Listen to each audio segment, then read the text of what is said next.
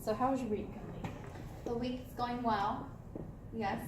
It was a review week, so the kids were just reviewing on equations, and then next week we're gonna move into more Unit 1 stuff. Okay, for pre-algebra? Mm-hmm. Yeah.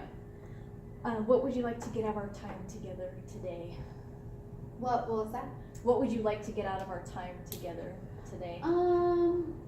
Just maybe if there's any advice you could give me for my pre-algebra class, which is the focus class, and it's mainly because I still have a big gap between my high learners and low learners, and I'm still trying to find ways to kind of bridge that gap. Okay.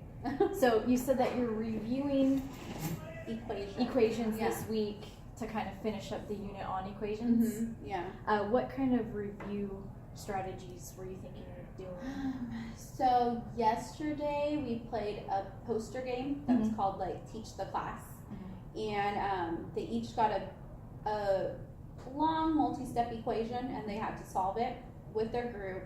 But then they had to write out the steps on the poster, and then they had to teach it to the class.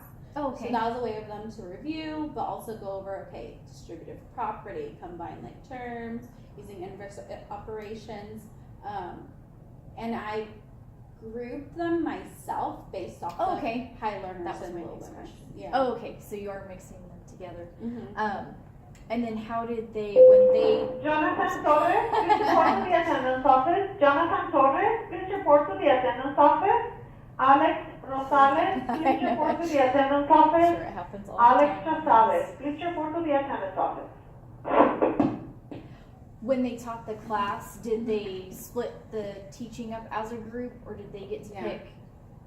Okay, so they like had in terms of who was talking? Yes. Yeah, they were responsible for, each person had to say something. Oh, okay. So, and I told them it's up to you however you want to present it. So some people, they broke up, okay, one person will say each step. Or other groups were like, okay, you read the problem, or you read out the problem for that step, and then we'll read what we did to solve it. Miguel Barajas, please report to the attendance office. Miguel Barajas, please report to the attendance office. And when were you looking to test them on that on this? specific Yeah. Unit 1, it's gonna be their final exam. Oh, okay. Yeah. So you're gonna kind of keep doing different review strategies. Well, next week is not review because then they go into the types of solutions, so infinite solution, no solution. Okay. Yeah. So I felt we needed to practice the equations coming from Thanksgiving break. Oh, okay. To kind of address what you were saying about the different levels, one of the things, actually one of my other candidates that I saw them do that I thought was a really good idea, they offered their students an assignment and they gave them a choice, and they called it freshman, JV, and varsity. Oh. And so it was kind of cool because the students even understood the concept that the freshman assignment had easier problems, but a few more of them, and then the JV assignment was kind of in the middle. So the freshman was like a 2-step equation. So that way, the students that were still struggling with the 2-step equation, they practiced. Yes, practice that. Oh, okay. And then the varsity was the more complicated, so that the students that. I like that idea. Yeah.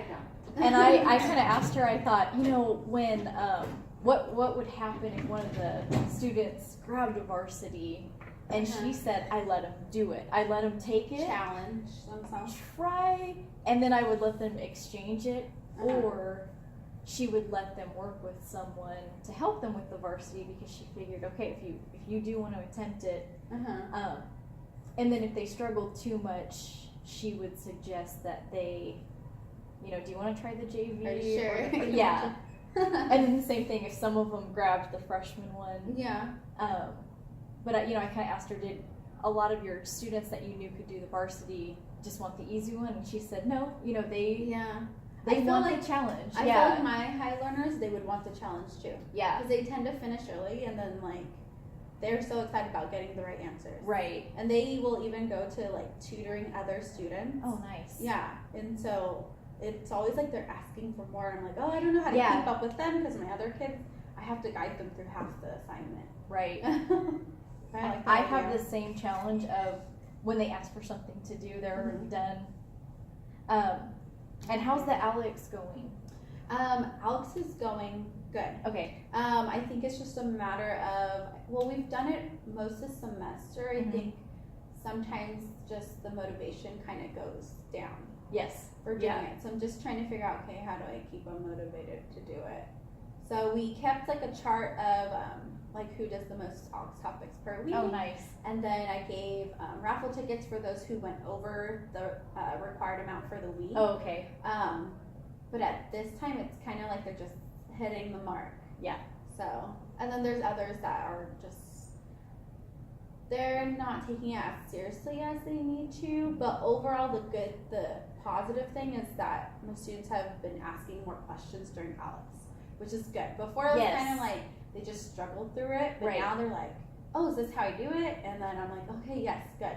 They're still engaged somehow, even though they'll like kind of be like a turtle, like going through the topics slowly. Right.